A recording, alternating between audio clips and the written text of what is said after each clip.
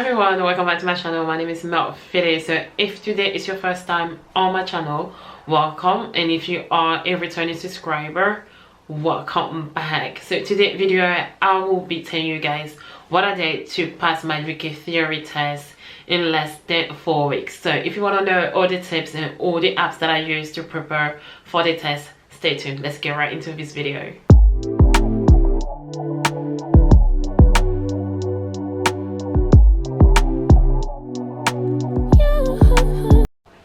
So I booked for my test in December 2020, but because of the COVID restriction, my test was cancelled.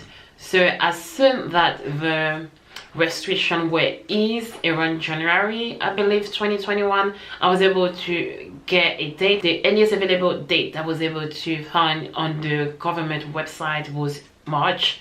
So I started looking for a test in January, and I was able to find the earliest I could get was in March. So I had a couple of months for me to prepare. So even though I had a couple of months for me to prepare, I wasn't studying, to be honest. For me, it was gonna be a waste of time. So I started studying very intensively around 4 to 3 weeks prior to my actual date, to my actual theory test date. So I'm going to tell you what I did to prepare for my theory test. I basically use two apps, and the first one that I use is called Driving Theory Test 4-in-1 Kit, if I'm not mistaken. I'm gonna leave them right here. And the second one I paid for was the official DVSA theory test, I believe, if I'm not mistaken, but I'm gonna leave them right here so you can see exactly what I'm talking about. So the main one that I use is this one. It was very helpful and I really do recommend that.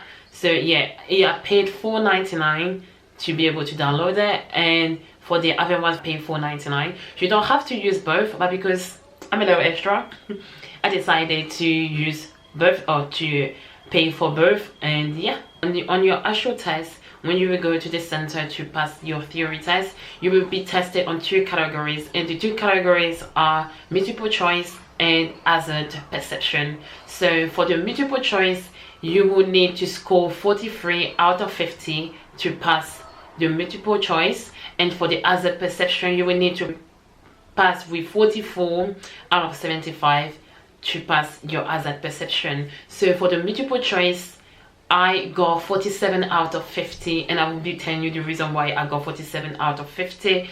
And for the hazard perception, I got the exact the exact point I was asked to have, which was 44 out of 75.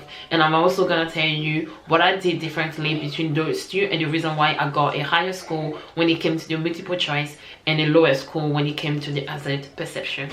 So on your actual test, if you fail one of the categories, is a fail altogether. So you will need to have 43 out of 50 to pass the multiple choice, and you will need 44 out of 75 to pass the hazard perception. So if you fail one of them, it's a fail altogether.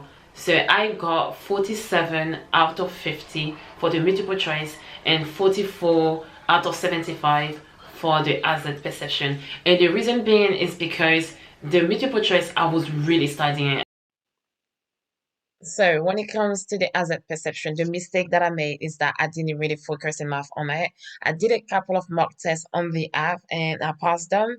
So my understanding was that as a perception are mainly based on common sense, but the thing that I failed to understand is that when to click when you see a developing hazard, because the main things that you have to be aware of when a developing hazard is starting. So if you click earlier, you will score a higher score, but if you click later when you see the developing hazard, you will score a lower score. As you can see on the page on your screen right now, the page that you see on the screen right now, that's how they score you.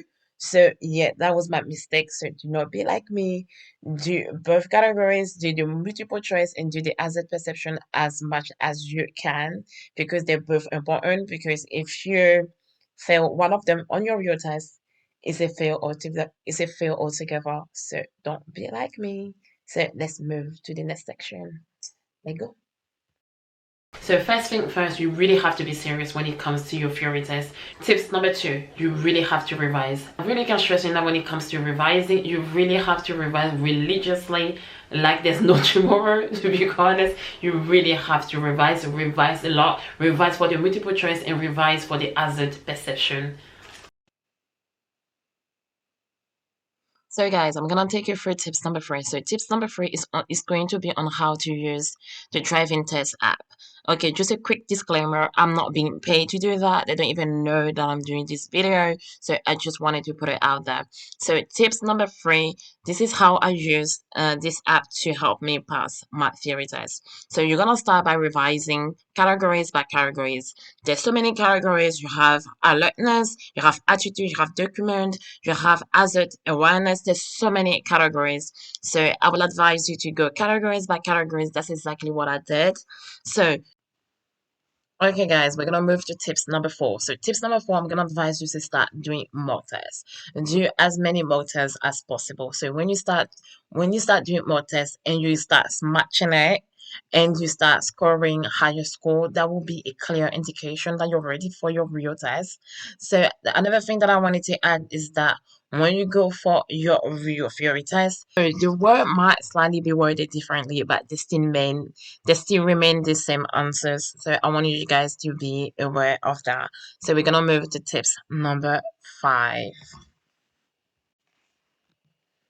So tips number 5, you're gonna register for the pass guarantee. The pass guarantee, what it is, pass guarantee is another section that's included in the app. So what it is that they were gonna ask you to fill up your name, your date of birth, and I think the date of your real test. Please put the date of your real test. So what it is that they're gonna prepare you for your real test, and they're gonna give you a bunch of questions based on all categories. And if you happen to do everything they ask you by the letter and you fail, when you go for your real test, they will pay you back the money that you used to book for your real test. So basically, it's like a win-win situation. You have nothing to lose, so why not try it? So tips number 6, that's my final and last tip, is that to watch a lot of YouTube videos. I was watching a lot of YouTube videos based on road signs because when I was doing the revision, road signs were the more challenging one. So there's around, I think, 133 questions on the app only for road signs. See the sign on your screen. As you can see on your screen, there's so many road signs and you have to know most of them. They're not gonna ask you everything on your real test, but you're gonna have to know quite a few to be able to pass your theory test. So yeah, that's my advice. YouTube is your friend. So if you have any questions or any categories that you're a bit confused about, go on YouTube. YouTube, YouTube will help you, honestly. So that's the final tip. That's it guys, this is the end of this video. Thank you so much for watching, and do not forget to like, comment, and subscribe. And if you have any questions whatsoever when it comes to this topic, just leave it down below in the comment section. Until then, I will see you guys next time. Thank you so much for watching. Bye.